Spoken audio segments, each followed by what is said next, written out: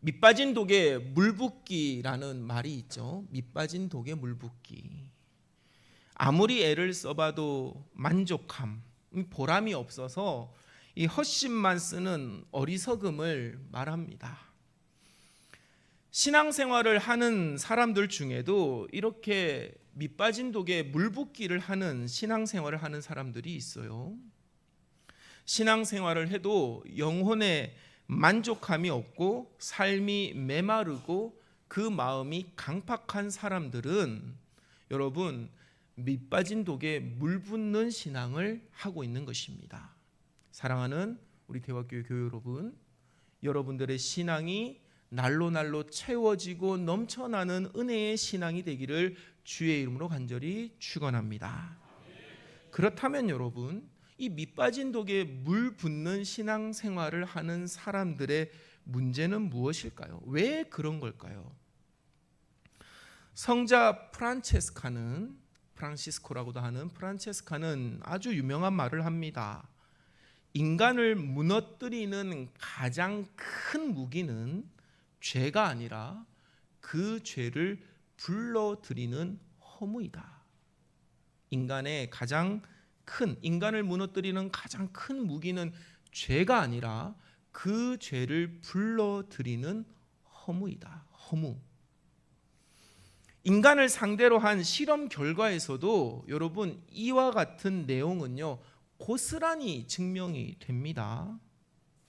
어떤 실험을 했어요. 늘 입에 손을 물고 빨고 하는 아이가 있었습니다. 여러분의 자녀들 중에도 그런 아이가 있었나요? 그 아이에게 사탕을 줘보기도 하고 그리고 핸드폰을 보여주기도 하고 만화 영화를 보여주기만 해도 그때만 여러분 잠시일 뿐, 흥미거리를 찾아줘도 그때만 잠시일 뿐 그 아이는 다시금 입에 손을 넣는 것입니다. 입에 손을 넣는 것입니다. 손을 입에 넣는 것입니다.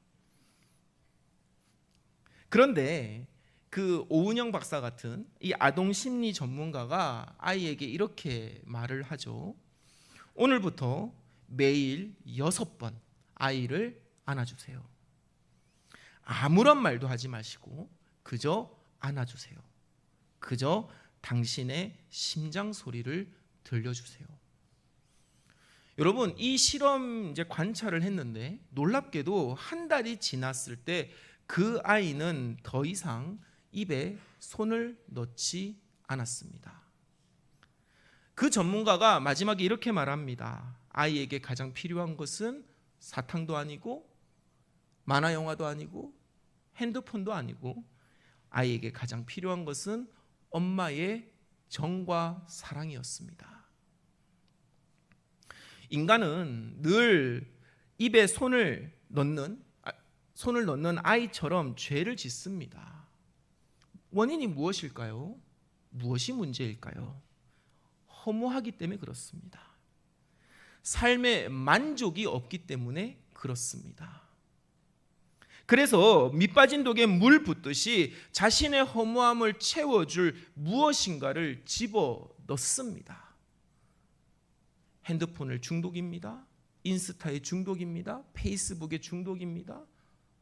여러분 왜 그렇습니까? 허무하기 때문에 그래요. 돈으로 자신의 부족함을 채우려는 사람들은 돈과 관련된 일이라면 수단과 방법을 가리지 않고 죄를 짓습니다. 사람의 관심과 관계 속에서 안정을 찾고자 하는 사람들이 있습니다. 그런 사람들은 성적인 유혹에 쉽게 무너집니다. 권력욕이나 명예욕으로 허무함을 잊으려는 사람들이 있습니다. 그런 사람들은요 거짓과 가식과 위선을 자행합니다. 이렇게 세상의 것으로 자신의 공허함을 채우지만 이내 또 공허함을 느끼고 죄는 되풀이되는 것입니다.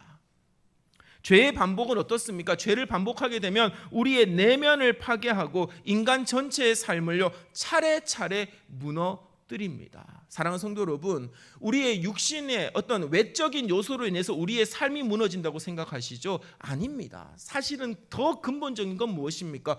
우리의 영혼이 망가지고 그 다음에 정신이 망가지고 그 다음에 육신이 무너지는 것입니다. 그렇기에 영혼의 허무함, 영혼의 공허함은요, 보이지 않는 위기인 것이에요. 이 공허함을 어떻게 극복할 수 있느냐에 따라서 우리의 삶이 견고해질 수도 있고 반대로 완전히 무너질 수도 있습니다. 사랑하는 우리 대화교회 교우 여러분, 특별히 오늘 이 고향교회에 방문하신 여러분, 여러분의 삶을 한번 깊이 살펴보시기를 바랍니다. 여러분의 삶은 어떻습니까? 허무하지 않습니까? 내가 무슨 부귀영화를 누리겠다고 이렇게 살고 있지? 가끔 정말로 말로 다 할 수 없는 정말로 막막함이 찾아오진 않습니까? 뭔가 이루었는데 마냥 기쁘지 않고 되려 여러분 깊은 고독감에 빠지지 않습니까? 허무해서 그런 거예요. 사랑하는 성도 여러분, 오늘 본문 속에 있는 이스라엘 백성들을 한번 살펴봅시다. 우리는 이 이스라엘 백성들의 모습 속에서 우리의 이 공허함의 문제를 어떻게 해결할 수 있는지를 발견할 수 있습니다. 먼저 배경을 잠깐 살펴보겠습니다. 포로에서 돌아온 이스라엘 백성들은요, 드디어 무너진 예루살렘 성벽을 완공했습니다. 외부의 적으로부터 자신을 보호할 수 있는 견고한 성벽을 쌓은 것이에요. 그들은 성벽 완공만을 바라보며 하나로 똘똘 뭉쳐서 위기를 이겨냈습니다. 그러나 성벽이 완공되고 난 뒤에 그 기쁨은 잠시이고 그들의 마음속에는 허전함이 밀려왔습니다. 여러분들도 그렇지 않습니까? 여러분들이 목표했던 것이 있잖아요. 예를 들어서 여러분의 사업의 목표든 여러분의 직장 속에서의 목표든 아니면 여러분의 가정과 여러분의 자녀들의 목표가 있잖아요. 그 목표를 이루었을 때는 어땠어요? 뭐 좀 더 비근한 예를 들어볼까요? 얼마 전에 이제 수능이 끝났으니까 여러분의 자녀들이 예를 들어서 원하는 진학을 했다고 생각해 봅시다. 기뻐요, 안 기뻐요? 기쁘잖아요. 근데 그 기쁨이 오래 갑니까? 그 기쁨 끼케야 1년 이상 안 갑니다. 내가 가지고 싶은 걸 가졌습니다. 행복해요, 안 행복해요? 택배기사가 목사보다 더 반갑잖아요. 나도 반가워요, 솔직히 얘기하면. 근데 여러분 그것을 가지고 난 뒤에 여러분 그 기쁨이 언제까지 갑니까? 끼케야 일주일 지나지 않습니다. 여러분 이스라엘 백성들도 마찬가지예요. 똘똘 뭉쳐서 그 짧은 시간 내에 성벽을 완공했어요. 그러나 그 기쁨은 잠시 그들의 마음속에 허전함이 몰려왔습니다. 목표가 완성되고 나자 그 다음에 무엇을 해야 할지 어떻게 해야 할지를 몰랐던 것입니다. 그들의 외면은 든든한지 모르나 내면의 위기가 닥쳐왔습니다. 보통의 경우에 인간은 앞서 본 것처럼 세상의 것으로 헛헛함을 채우려고 합니다. 그러나 그들은요, 외부에 견고한 성벽을 세우고 그들의 육신을 보존한 것처럼 영혼의 공허함을 무엇으로 채워나가기 시작합니까? 말씀으로 채워서 내면을 굳건히 다져나갔음을 발견하시는 저와 여러분이 되기를 주의 이름으로 간절히 당부합니다. 우리 대화교회도 그래야 됩니다. 여러분 제가 오자마자 뭘 했죠? 제가 오자마자 뭘 했습니까? 왜 다들 모르는 척이요? 같이 해놓고 제가 오자마자 100주년 했어요. 내가 두 번 다시 100의 100자를 얘기 꺼내기 싫은데 어쩔 수 없이 한 번만 더 꺼낼게요. 100주년 했습니다. 한 달 내내 2시간 이상 못 잤습니다. 근데 여러분 우리 다 한마음 한뜻으로 해냈잖아요. 그렇죠? 정말로 여러분 우리가 칭찬받을 만한 일을 했어요. 그런데 어때요? 그 100주년이 끝나고 나니까, 성탄절이 끝나고 나니까, 송구영신이 끝나고 나니까 여러분 우리 마음속에 그 충만함은 또 이내 사라지고 이전부터 계속 있었던 고질적인 우리의 문제들이 드러나지 않습니까? 그때는 잠깐 바쁘다고, 잠깐 우리의 같은 목표가 있으니까 한마음 한뜻으로 같이 봤는데 여러분 그 일이 끝나고 나니까 이내 다시 마음이 조금씩 갈라지고 있지는 않습니까? 여러분 그 틈을 타서 죄가 들어오는 것이에요. 그 틈을 타서 교회를 무너뜨리는 마귀의 괴계가 들어오는 것입니다. 어떻게 해야 됩니까? 말씀으로 채워야 되는 줄 믿으시기를 주의 이름으로 간절히 축원합니다. 느헤미야 8장 1절을 함께 봅시다.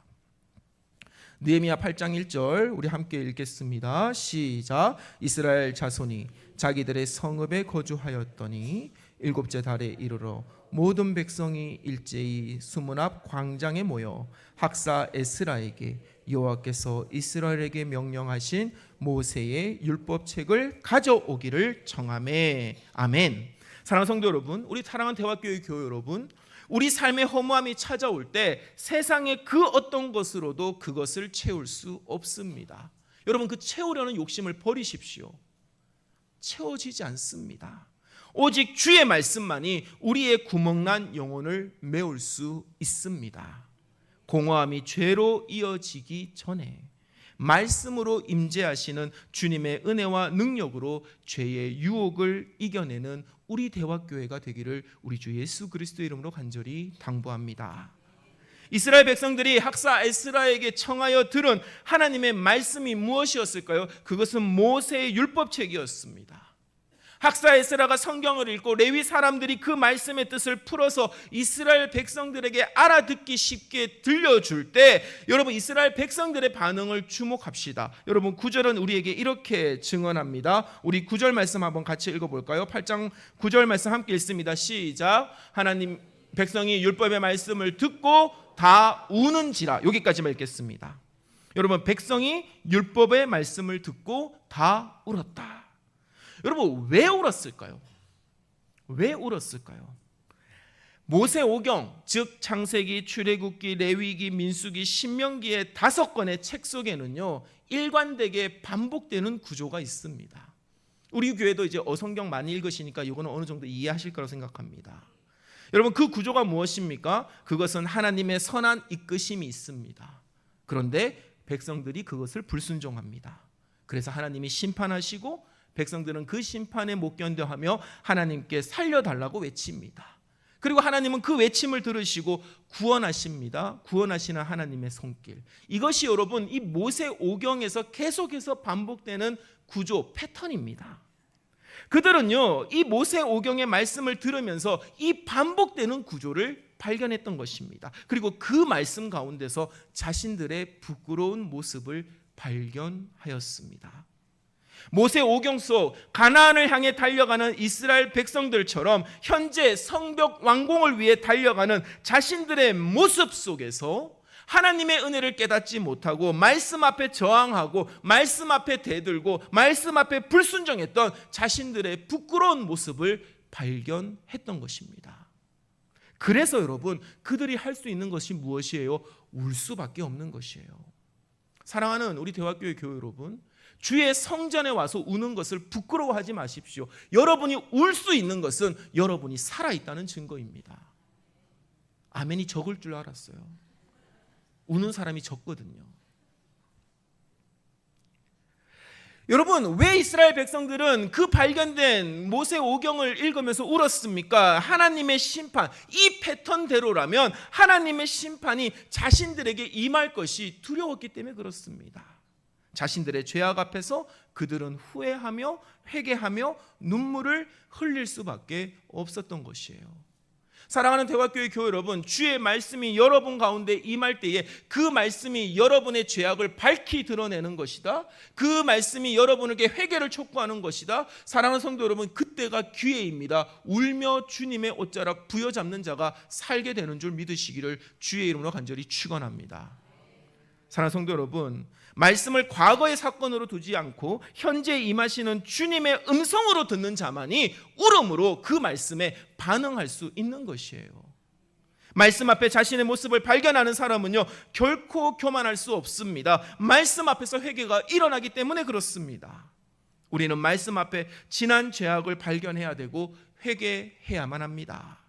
흔히 사람들은요, 회개의 기도를 하나로 생각하는 경우가 많습니다. 그러나 여러분, 회개와 기도는 별개이면서 동시에 하나입니다. 여러분, 기도로 회개하는 것이 아니에요. 말씀 앞에 회개한 사람들이 자연스럽게 터져 나오는 것이 기도입니다. 이번 금요 심야 기도회 때 제가 뭐라고 했습니까? 기도는 믿음의 표현이다. 그렇기 때문에 기도를 해서 변하는 것이 아닙니다. 말씀 앞에 회개하고 변화된 사람들이 하나님의 용서와 은혜를 간구하며 하나님의 백성으로 다시금 살아가겠노라고 하는 그 다짐이 기도로 터져 나오는 것이죠. 그러니 사랑하는 성도 여러분, 기도하는 여러분들이 복된 줄로 믿습니다. 왜냐하면 여러분들에게는 기도할 수 있는 은혜가 있기 때문에 그렇습니다. 기도함으로 회개할 수 있다는 생각은 위험합니다. 그것은 회개를 개인의 차원으로 끌어내리는 것이기 때문에 그래요. 오늘 본문을 보십시오. 여러분, 회개는 어디에서 일어났습니까? 공적인 예배 앞에, 즉 광장 한가운데서 공개적으로 선포되어지는 그 말씀 앞에 이루어지는 것입니다. 사랑하는 우리 대화교회 교회 여러분, 기도하는 저와 여러분이 되기를 주의 이름으로 간절히 당부합니다. 하지만 그 기도 앞에 무엇이 있어야 됩니까? 말씀 앞에 기도하는 자들이 되셔야만 하겠습니다. 사도행전 8장 23절을 보면 비슷한 장면이 나옵니다. 여러분, 마술사 시몬이요, 베드로와 요한에게 요한이 베푸는 그 성령 세례를 돈으로 사려고 할 때 베드로가 시몬을 꾸짖으면서 이렇게 말합니다. 제가 읽어드릴게요. 그러므로 너의 이 악함을 회개하고 주께 기도하라. 혹 마음에 품은 것을 사하여 주시리라. 여러분, 원산 대부흥 운동 아시죠? 우리 한국 교회가 부흥하게 되었던 결정적인 사건입니다. 그 원산 대부흥 운동 역시 공예배 속에서 일어난 것입니다. 말씀 앞에 먼저 외국인 선교사들이 회개하기 시작했습니다. 자신들이 공개적으로 회개했어요. 내가 당신들을 미개하게 봤습니다. 내가 당신들을 깔보았습니다.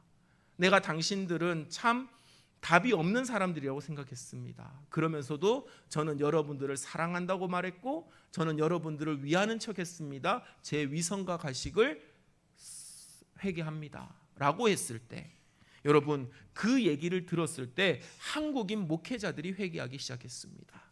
한국인 목회자들은 더 구체적으로 회개하더라고요. 어떻게 회개를 했냐면, 저는 사실 누구의 돈을 횡령했습니다. 사실은 누가 저에게 돈을 맡겨주면서 자기가 어떻게 되면 그 돈을 내 아들에게 잘 주어서 아들을 건사하라고 했는데 제가 그 돈을 하나님의 뜻이라는 명목으로 썼습니다. 이런 회개가 일어나기 시작했어요. 여러분, 그러니까 회개를 할 거면 구체적으로 하셔야 돼요. 그러자 여러분, 성도들이 어떻게 했을 것 같아요? 저 외국인 선교사들과 한국인 목회자들을 향해서 손가락질 했을 것 같아요? 아니요, 성도들이 회개하기 시작했습니다. 성도들은 더욱 구체적으로 회개했어요. 제가 서리했습니다. 누구 거를 훔쳤습니다. 우리 대화교회도 서리꾼들이 몇 명 있다면서요. 공개적으로 회개하기 시작한 거예요. 아내를 때렸습니다. 뭐 이런 얘기까지 다 하는 거예요. 그리고 함께 모여서 기도할 때 성령이 임재했고, 그 불길은 원산에서 평양을, 그리고 서울과 부산에까지 이르게 되면서 여러분, 한국 교회의 대부흥 운동이 일어나게 된 것이에요. 여러분, 선포되는 말씀 앞에 우는 것은 복된 일입니다. 하나님은 회개하고 우는 자의 울음 섞인 기도를 외면하지 않으십니다. 응답하시고 또 그 삶을 구원하셔서 복의 길로 인도하여 주십니다. 여러분, 회개 이전의 삶은 독에 물 붓듯 소모하는 삶이었다면, 이제부터 회개하며 사는 자들의 삶은요, 날로 날로 영혼과 육신의 삶이 부요해지고 만족함과 기쁨을 누리는 인생이 되는 줄 믿으시기를 주의 이름으로 간절히 축원합니다.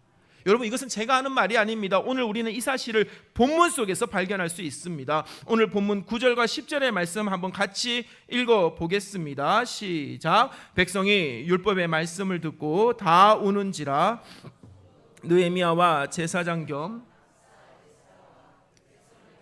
레위 사람들이 모든 백성에게 이르기를, 오늘은 너희 하나님 여호와의 성일이니 슬퍼하지 말며 울지 말라 하고, 느헤미야가 또 그들에게 이르기를, 너희는 가서 살찐 것을 먹고 단 것을 마시되 준비하지 못한 자에게는 나누어 주라. 이날은 우리 주의 성일이니 근심하지 말라. 여호와로 인하여 기뻐하는 것이 너희의 힘이니라 하고. 아멘. 여러분, 울고 있는 이스라엘 백성들에게 느헤미야와 그리고 에스라와 레위 사람들은요, 슬퍼하지 말라고 합니다. 왜 슬퍼하지 말라고 하죠? 9절에 이렇게 말합니다. 오늘은 너희 하나님 여호와의 성일이다. 10절에도 이렇게 말합니다. 이날은 우리 주의 성일이니 근심하지 말라. 여호와로 인하여 기뻐하는 것이 너희의 힘이니라. 여러분, 제가요, 이 말씀을 설교를 준비하면서 살펴보다가 누가복음 6장에서 예수님이 하신 말씀이 생각났습니다. 누가복음 6장 21절 후반절에 예수님은 이렇게 말합니다. 지금 우는 자는 복이 있나니 너희가 웃을 것이며. 여러분, 여기서 핵심 단어가 무엇입니까? 울고 웃다일 것 같죠? 아니요. 여기서 핵심 단어는 지금입니다. 지금. 주님 앞에 지금 울며 나오는 자가 웃게 되는 것입니다. 주님을 만나서 우는 자가 복됩니다. 오직 주님이 아니면 아무것도 이루어지지 않음을 삶으로 인정하며 지금 우는 자에게 주님께서 지금 웃음을 베풀어 주실 줄 믿습니다. 오늘 지금 이 시간 주의 말씀을 듣는 여러분, 주께서 우리의 삶을 결코 내버려 두지 아니하십니다. 주께서는 삶의 공허함으로 인해 반복되는 죄로 망가져가는 밑빠진 독과 같은 우리의 삶을, 우리의 인생을 외면하지 아니하십니다. 주님은 우리의 힘과 능력이 되어 주십니다. 구멍난 우리의 영혼을 메워 주시는 것이에요. 그 결과가 무엇입니까? 우리의 삶의 은혜와 복이 채워지게 되는 것입니다. 말씀 앞에 자신들의 죄악을 목도하고 회개하며 울고 있는 이스라엘 백성들처럼, 그리고 울 수밖에 없는 절박한 상황 속에서 한 줄기 희망을 품고 예수의 음성을 듣기 위하여 몰려든 그 수많은 무리들처럼 우리도 주의 말씀을 사모하고 그 말씀에 힘써 모이는 자들이 되시기를 주의 이름으로 간절히 당부합니다. 예배의 시간 선포되어지는 주님의 말씀 앞에 회개하며 주의 은혜로 눈물로 간구하기를 여러분 부끄러워하지 않는 우리 대화교회 성도들이 되시기를 주의 이름으로 간절히 당부합니다. 그때 우리 주님께서 우리의 눈물을 닦아주시고 다시 웃을 수 있고 기뻐할 수 있도록 지금 이곳에서 은혜 베풀어 주십니다. 여러분 12절의 말씀을 우리 한번 같이 읽겠습니다. 12절 말씀 함께 읽습니다. 시작. 모든 백성이 가서 먹고 마시며 나누어 주고 크게 즐거워하니 이는 그들이 그 읽어 돌려준 말을 밝히 알미라. 아멘. 이제 말씀을 맺습니다. 본문 속 이스라엘 백성들은요, 성벽을 완성했다는 기쁨보다 하나님의 말씀이 빚어내신 그들의 삶에 만족하고 기뻐하고 있습니다. 사랑하는 우리 대화교회 교회 여러분, 저와 여러분의 삶이 이 아름다운 성전을 완공했다는 기쁨보다 100주년 행사를 잘 치러냈다라는 기쁨보다 성탄절과 송구영신을 잘 마쳤다는 기쁨보다 그리고 사경회에서 정말로 멋지게 찬양했다는 그 기쁨보다 우리가 정말로 기뻐해야 될 것은 무엇입니까? 주께서 우리의 구멍난 영혼을 말씀으로 채워주셨음을 기뻐하시기를 주의 이름으로 간절히 축원합니다. 이게 우리의 기쁨이 되어야 되는 것입니다.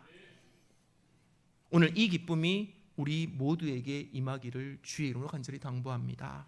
사랑하는 성도 여러분, 연기처럼 있다 사라지는 세상의 공허한 기쁨에 기대어 살지 마시고 하나님의 말씀에 비롯되는 참된 은혜와 사랑과 힘과 능력에 만족하며 기뻐할 일들이 우리 대화재단에 속한 여러분들에게 날마다 넘쳐나게 되기를 우리 주 예수 그리스도의 이름으로 간절히 축원합니다.